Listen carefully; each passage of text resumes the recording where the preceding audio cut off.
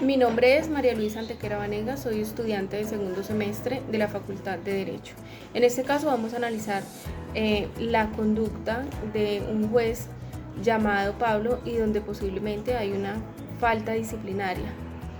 Vamos a observar que la conducta de Pablo, consistente en la presunta omisión de medidas de protección en un caso de violencia doméstica, podría constituir una falta disciplinaria por incumplimiento de sus deberes como servidor público. Además, si se demuestra que dicha omisión fue deliberada y contraria al ordenamiento jurídico, podría configurarse el delito de prevaricato, con las consecuencias penales correspondientes. Es fundamental que las autoridades competentes, tanto disciplinarias como penales, investiguen los hechos de manera exhaustiva para determinar la responsabilidad del juez y garantizar el acceso a la justicia para la víctima. La normativa aplicable que encontramos nos indica la Constitución Política de Colombia, que en el artículo 229 establece que la administración de justicia es función pública que se ejerce por medio de los jueces establecidos por la Constitución y la ley. Encontramos la Ley 270 de 1996, por la cual se expide el Código Único Disciplinario, donde establece faltas y sanciones para los servidores públicos, incluyendo la de los jueces. Fundamento ético y jurisprudencial. La Corte Constitucional ha señalado que la función judicial debe ejercerse con diligencia y celeridad, especialmente en casos que involucren derechos fundamentales como la vida e integridad de las personas. La omisión de medidas de protección en casos de violencia doméstica puede constituir una falta disciplinaria por incumplimiento de deberes. La normativa aplicable: encontramos el Código Penal colombiano, la Ley 599 de 2000, en el artículo 414, el servidor público que omita, retarde, rehúse o deniegue un acto propio de sus funciones incurrirá en prisión de 32 a 90 meses. Elementos de tipo penal: encontramos el sujeto activo, donde el servidor público, en este caso sería el juez, la conducta típica, que sería omitir, retardar, rehusar o denegar un acto propio de sus funciones, y como elemento subjetivo, dolo, es decir, conocimiento y voluntad de omitir el acto. En la jurisprudencia relevante encontramos que la Corte Suprema de Justicia ha establecido que para que se configure el prevaricato por omisión es necesario que el servidor público haya actuado con conocimiento y voluntad de omitir el acto que le corresponde. No basta con la simple omisión, debe demostrarse que la omisión fue deliberada y contraria al ordenamiento jurídico. Con esto concluimos que la conducta del juez Pablo, al no adoptar medidas de protección adecuadas en un caso de violencia doméstica, podría constituir una falta disciplinaria. El artículo 133 de la Constitución Política de Colombia establece que los jueces deben actuar consultando la justicia y el bien común. La omisión de medidas de protección en casos de violencia doméstica puede interpretarse como una violación de este deber, configurando una falta disciplinaria. El prevaricato por omisión, tipificado en el artículo 414 del Código Penal colombiano, se configura cuando un servidor público omite, retarda, rehúsa o deniega a un acto propio de sus funciones.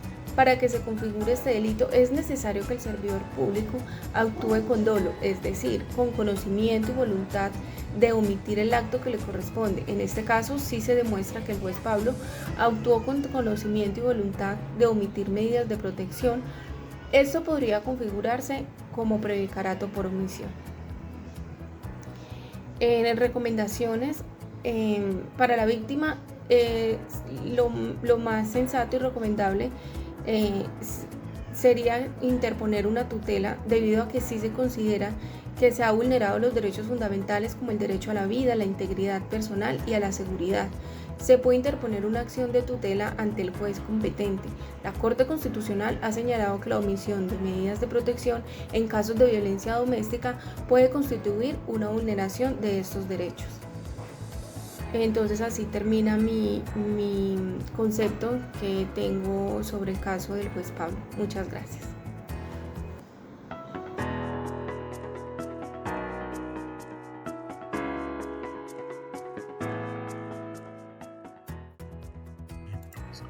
Tengan ustedes un buen día.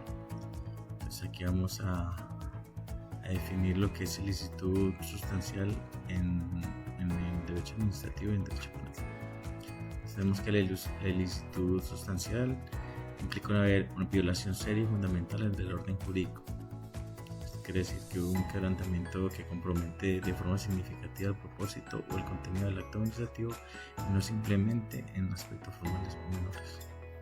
En palabras sencillas, tenemos que un acto administrativo puede presentar errores o irregularidades, pero solo aquellos que afectan de manera directa y profunda la legalidad del acto son los que se tienen en consideración.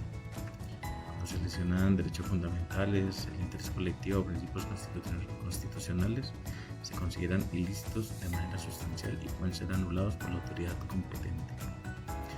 En el ámbito penal, este concepto es crucial y aunque tiene un enfoque muy diferente del administrativo al penal, en penal se refiere a la necesidad de que una conducta, además de estar descrita en la ley penal como un delito, genere un daño o riesgo real a un bien jurídico protegido. Esto es indispensable para que se configure la responsabilidad penal.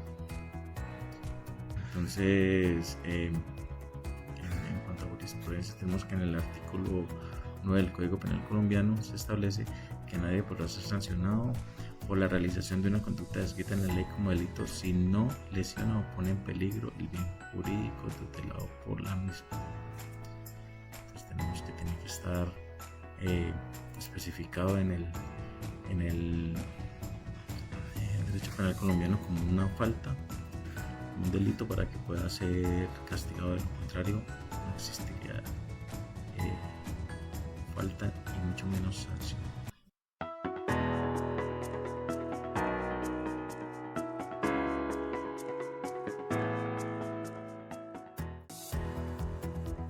Buenos días a todos, mi nombre es Gonzalo Sandoval, soy estudiante del segundo semestre de Derecho y voy a dar respuesta a la tercera pregunta, que es hacer un análisis detallado del caso de Pablo. Bueno, contexto. Pablo como juez tenía la obligación de actuar con diligencia y celeridad para proteger a la víctima de violencia doméstica. Sin embargo, según la denuncia, permitió que el agresor quedara en libertad condicional sin adoptar las medidas de protección necesarias. Y esto derivó en un nuevo episodio de violencia que puso en riesgo la integridad de la víctima. Entonces, ¿qué elementos configuran la falta disciplinaria? En primer lugar, esta conducta puede ser considerada una falta disciplinaria porque Pablo incumplió sus deberes judiciales de proteger a la ciudadanía, y garantizar el acceso a la justicia. Su negligencia grave es no actuar con la debida diligencia y celeridad, y esto pues provocó que se afectara la confianza en las entidades públicas. El Consejo Superior de la Judicatura es la autoridad encargada de evaluar y sancionar estas fallas disciplinarias. Por otro lado, ¿qué elementos sugieren un posible delito penal? Pues si se demuestra que Pablo actuó con dolo, es decir, con la intención de favorecer al agresor, podría configurarse un delito penal. Se puede tratar de prevaricato, que ocurre cuando un funcionario judicial dicta una resolución injusta o arbitraria, o también podría ser una omisión de funciones al no cumplir el deber legal de proteger los derechos fundamentales, poniendo en riesgo la vida de la víctima. Estas conductas serían investigadas por las autoridades penales correspondientes. En el caso del concepto de ilicitud sustancial, desde el derecho administrativo y penal, este concepto de ilicitud sustancial se refiere a las conductas que causan un daño grave a bienes jurídicos protegidos. La negligencia o dolo de Pablo representa una ilicitud sustancial porque afectó derechos fundamentales y la confianza en la justicia. Y esto justifica que el caso pueda tener consecuencias disciplinarias y penales. En conclusión, el caso representa elementos para considerarse una falta disciplinaria por negligencia grave. Sin embargo, si se prueba el dolo, también podría constituir un delito penal. Por tanto, corresponde al Consejo Superior de la Judicatura evaluar la falta disciplinaria y a las autoridades penales investigar la posible comisión del delito. Esa sería toda mi intervención para esta pregunta. Muchas gracias.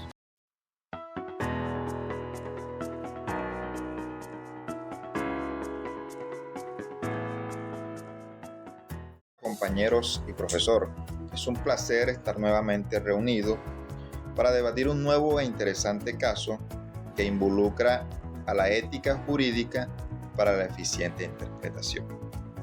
Antes de entrar en materia, quisiera presentarme. Mi nombre es Rafael de Jesús Andrade Rodelo. Soy estudiante del segundo semestre de la Facultad de Derecho de la Corporación Universitaria Iberoamericana. En relación al análisis de este caso, quisiera fondar en primer lugar los aspectos éticos para posteriormente el trasfondo penal que considero factible en la interpretación jurídica del caso en mención. Para abordar los aspectos de este caso de índole ético, hay que tener como punto de partida el término de la ilicitud sustancial en el derecho disciplinario, el cual se refiere a la afectación sustancial de los deberes funcionales siempre que ello implique el desconocimiento de los principios que rigen la función pública, como lo cita el autor Ordóñez Maldonado, 2009, página 26. En consecuencia, se puede afirmar que el juez Pablo incurrió en una falta disciplinaria al actuar de forma negligente y dejar en peligro la integridad y seguridad de la víctima, por lo cual creo acertada la decisión de denunciarlo ante el Consejo Superior de la Judicatura, en cuanto incumplió en su deber de juez de proteger y garantizar el acceso a la justicia de los ciudadanos, como lo ordena la Constitución Política de 1991, la cual es la ley fundamental del ordenamiento jurídico colombiano. Por otro lado, encontramos que no solamente existió una falta disciplinaria, sino que también existió una conducta penal. Teniendo en cuenta que el juez Pablo actuó de forma negligente y dolosa,